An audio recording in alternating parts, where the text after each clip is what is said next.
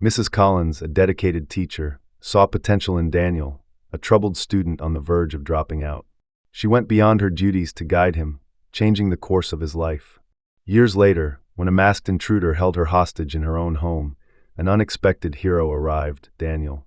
But the real twist? The truth about the man behind the mask would change everything. Before we jump into this incredible story, drop a comment, let us know where you're watching from. And if you enjoy this video, be sure to subscribe for more. The school hallways buzzed with voices, but Daniel moved like a shadow, unseen and unnoticed. Most teachers had written him off, another lost cause, another statistic. But not Mrs. Collins. She saw beyond the rough edges, the tired eyes, the late assignments. "Stay after class," she told him one day. Daniel hesitated, half expecting a lecture about his failing grades. Instead, she handed him a book. "The Road Not Taken. This poem is about choices," she said. "And I think you're standing at a crossroads." At first, he scoffed. What did a teacher know about his life? About his father, who never came home sober? About the nights he spent in the streets when home wasn't safe? But something in her voice, something warm, something real, kept him from walking away. As weeks passed, Mrs. Collins didn't just teach him literature. She taught him resilience. She fed him when she noticed he hadn't eaten. She sat with him during detention, making sure he did his homework instead of staring blankly at the walls. And then, the moment came when Daniel could have made the wrong choice. A gang had approached him with an offer, easy money, quick power. But Mrs. Collins' words echoed in his mind. "You have a future, Daniel, but you have to choose it." That night, for the first time in his life, he chose differently.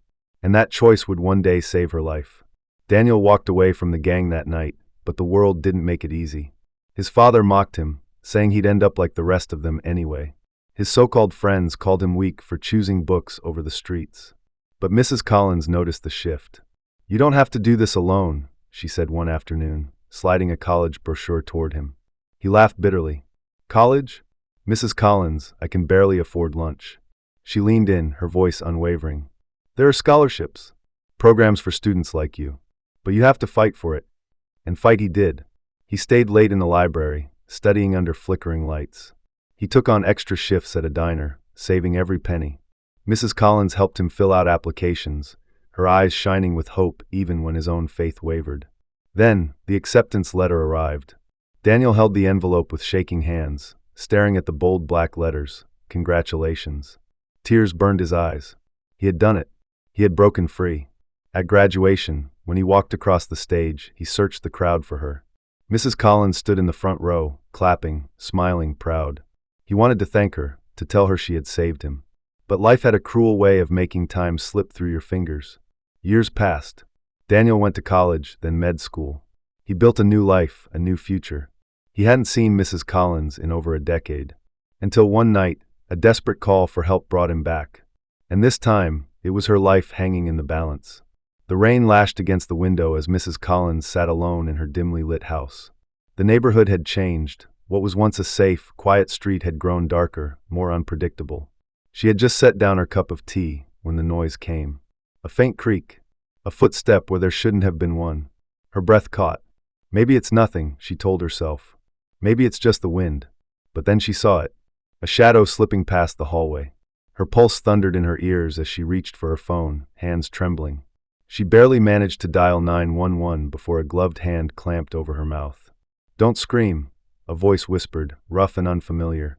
"Do exactly as I say, and you won't get hurt." Her heart pounded as she was dragged into the living room. The man's face was hidden behind a black ski mask, his grip firm. He wasn't just here to steal. There was something else, something personal in the way he loomed over her. And then he pulled out a knife. Terror rooted her to the spot. She wasn't ready. Not like this. The man raised the blade, but before he could strike, there was a crash. The front door burst open. A voice she hadn't heard in years rang through the room. "Get away from her."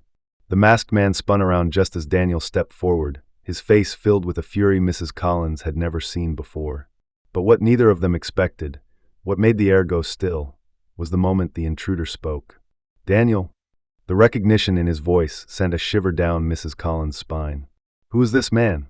And why did he know Daniel's name? For a moment, silence filled the room. The rain hammered against the windows, the wind howled, but inside, everything was frozen. Daniel's breath came in ragged gasps. He had expected a fight, a struggle, but not this. The masked man took a step back, hesitating. Then, slowly, with trembling fingers, he reached up and pulled off the mask. Mrs. Collins gasped. Daniel staggered. It was Ryan.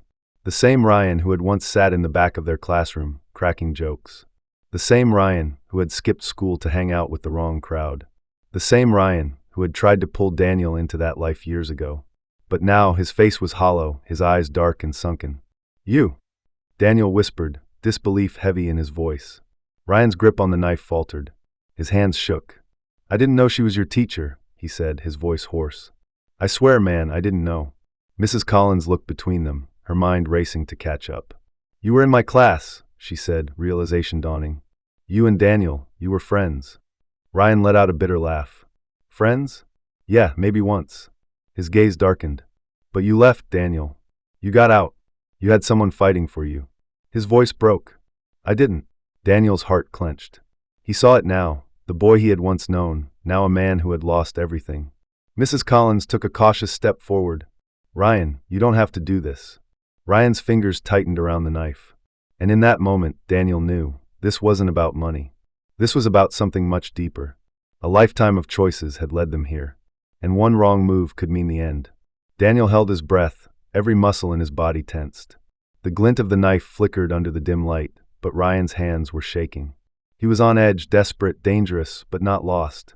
Not yet. Ryan, listen to me, Daniel said, his voice steady but calm. This isn't who you are. Ryan scoffed, eyes burning with resentment. You don't know me anymore, Daniel. Daniel took a slow step forward, hands raised in a silent plea. I do. I remember the kid who used to dream about getting out. The one who made me laugh when everything felt hopeless. You weren't just some street thug. You were my friend. Ryan's jaw clenched. His grip on the knife wavered. Mrs. Collins, still frozen in place, chose her words carefully. I failed you, Ryan, she admitted. I should have seen you struggling, just like I saw Daniel. And I'm sorry. Ryan's eyes flashed, his breath hitching. It's too late for sorry. No, it's not, Daniel said firmly. Put the knife down and we can fix this. But if you go through with this, there's no coming back. Tears welled in Ryan's eyes, but his hands didn't move. He was stuck, trapped between past and present, between rage and regret. Then, distant sirens wailed through the night. Someone had called the police. Ryan's face twisted in panic. This wasn't supposed to happen, he murmured. And then, before either of them could stop him, Ryan turned the knife toward himself. Mrs. Collins screamed. Daniel lunged. A single heartbeat stretched into eternity as the blade fell. And Daniel caught Ryan's wrist just in time. The knife hovered inches from Ryan's chest, his arm shaking under Daniel's grip. His breath came in ragged gasps, eyes wide with a mixture of fear and despair. Let go, Ryan whispered, voice cracking. No, Daniel said, gripping his wrist tighter. I'm not letting you do this. Ryan's knees buckled. He was breaking, years of pain, bad choices, and regret crashing down on him all at once. The sirens grew louder. Red and blue lights flashed through the rain-streaked windows. Time was running out. Mrs. Collins, her voice trembling but firm, stepped closer. Ryan, you can still choose a different path. It's not too late. Ryan let out a strangled laugh. Not too late? I've got nothing. No job, no family, no future.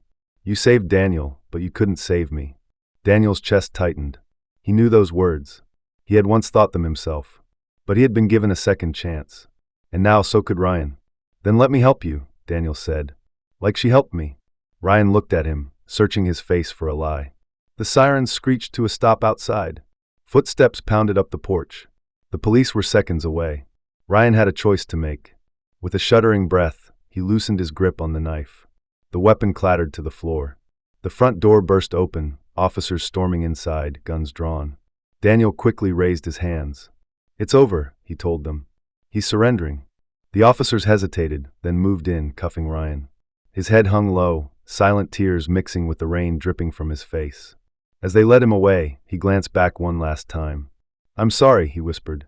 And then he was gone. Mrs. Collins exhaled a shaky breath, clutching her chest. You saved his life, Daniel. Daniel swallowed the lump in his throat. No, he said quietly. You saved both of ours. The next few days passed in a blur. The police questioned Daniel and Mrs. Collins, piecing together what had happened. The story of the break-in, the confrontation, and the shocking revelation of Ryan's identity spread quickly. But for Daniel, it wasn't just another story. It was unfinished business. He visited Ryan in jail a week later. Ryan sat behind a scratched plexiglass window, his wrists still marked from the cuffs. His face was hollow, tired. But his eyes, those were different. The anger had faded, replaced by something else. Something like shame. Daniel picked up the phone. "Hey." Ryan hesitated, then lifted the receiver. "Why are you here?" "Because I meant what I said. You're not beyond saving." Ryan scoffed. "I held a knife to our teacher's throat, man. You think there's any coming back from that?" Daniel leaned in. "I do. You know why? Because I was this close to being where you are right now."